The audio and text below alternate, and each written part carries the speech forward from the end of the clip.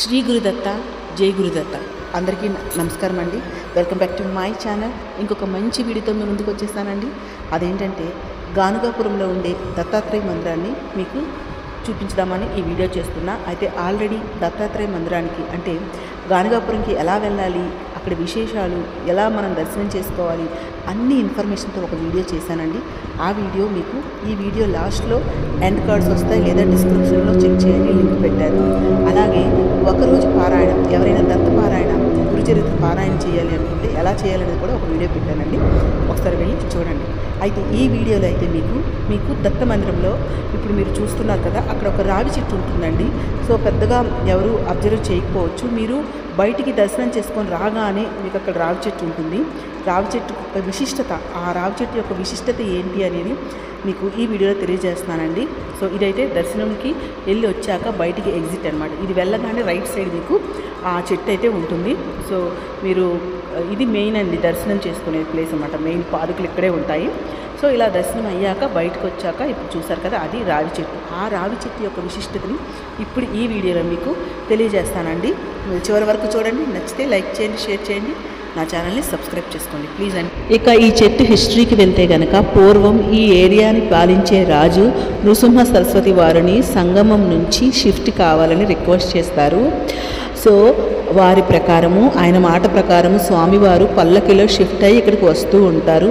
ఈ ప్లేస్ని చూసి స్వామివారు రాజుగారితో అడుగుతారు, ఎందుకు ఈ ప్లేస్ అనేది పాడుపడిపోయినట్టు అయిపోయింది, ఇలా ఉంది, ఎవరు ఎందుకు ఇటు సైడ్ రావడానికి భయపడతారు అని అడుగుతారనమాట. అప్పుడు రాజు ఏం చెప్తాడంటే, ఇక్కడ ఒక బ్రహ్మరాక్షసు ఉంది, సో వచ్చిన వాళ్ళందరినీ కూడా చంపుతూ ఉంది, ఇదంతా నివాసయోగ్యం కాదు అని చెప్తారు.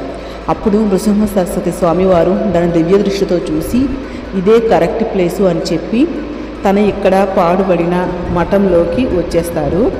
స్వామివారికి అయితే అక్కడికి రాగానే ఈ చెట్టు మీద బ్రహ్మరాక్షసు అయితే కనిపిస్తుంది. ఆ బ్రహ్మరాక్షసుకి అయితే స్వామివారు శాప విమోచన కలిగించేసి పంపించేస్తారు. అప్పటి నుంచి ఈ విధంగా దెయ్యాలు పట్టిన వాళ్ళు, అంటే నెగిటివ్ ఎనర్జీతో సఫర్ అయిన వాళ్ళందరూ కూడా ఇక్కడికి వచ్చి స్వామివారిని దర్శనం చేసుకుంటే ఆ నెగిటివ్ ఎనర్జీ పోతుందని చెప్పి నమ్ముతూ ఉంటారండి. సాయంత్రం 8 గంటల నుంచి 9 గంటల వరకు స్వామివారి హారతి ఉంటుంది. అట్లానే స్వామివారు పల్లకిలో ఈ టెంపుల్ చుట్టూ తిప్పుతూనే ఉంటారు.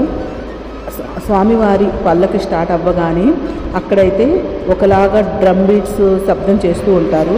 అంటే మనం రెగ్యులర్గా వినే వాటికి భిన్నంగా ఉంటుంది. సో ఆ శబ్దం చేయగానే నెగిటివ్ ఎనర్జీ ఉన్నవాళ్ళు, ఇట్లా దెయ్యాలు భూతాలు పట్టిన బాధపడుతున్న వాళ్ళంతా కూడా, స్టార్టింగ్లో మీకు ఒక ఫ్రేమ్ చూపించాను కదండి, ఒక వరండాలో ఒక ఫ్రేమ్లా ఉంటాయి, ఆ ఫ్రేమ్ మీదకి ఎక్కడం, విచిత్రంగా చేయడం, ఈ విధంగా చేస్తూ ఉంటారండి.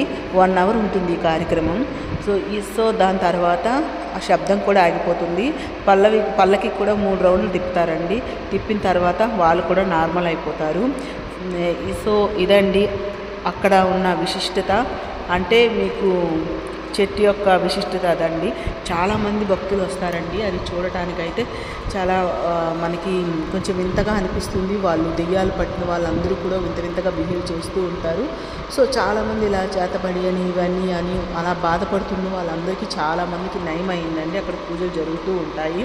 సో నార్మల్ టైంలో మనకైతే ఏమీ ఉండదండి. నార్మల్ దర్శనానికి వెళ్ళి మనం రావచ్చు. సో ఆ ఒక్క నైట్ టైంలో కానీ కొంచెం ఆ టైంలో టైమింగ్స్ ఉంటాయి కదా, ఆ టైంలో అవి జరుగుతూ ఉంటాయి. ఇంకా పౌర్ణమి రోజుల్లో అయితే ఇంకా రష్ అనేది ఎక్కువగా ఉంటుందండి. చూసారు కదా, ఇవి అయితే వీటిపైకి ఎక్కుతారండి. ఈ స్టాండ్స్లా ఉన్నాయి కదా, వాటిపైకి ఎక్కుతారనమాట. ఎవరైనా ఆ నెగిటివ్ ఎనర్జీతో బాధపడుతున్న వాళ్ళు వస్తారు కదా, ఆ సౌండ్స్కి వాళ్ళు అక్కడికి ఎక్కి విచిత్రంగా డ్యాన్సులు చేస్తూ ఉంటారు. సో అందరికీ నయం అవుతాయంట. సో మీకు కూడా అందరికీ ఆ దత్తాత్రేయ దర్శనం కలగాలని కోరుకుంటున్నానండి. నిజంగా ఒక పుణ్యక్షేత్రం, అంటే చాలా విశిష్టత, అందరూ చూడగలిగిన క్షేత్రం అండి. నమ్మకంతో చూస్తే మనందరికీ కూడా పాజిటివ్ ఎనర్జీ, ఒక పాజిటివ్నెస్ అనేది వస్తుందండి. సో మీకు కూడా ఆ దర్శనం కలగాలని కోరుకుంటున్నాను అండి.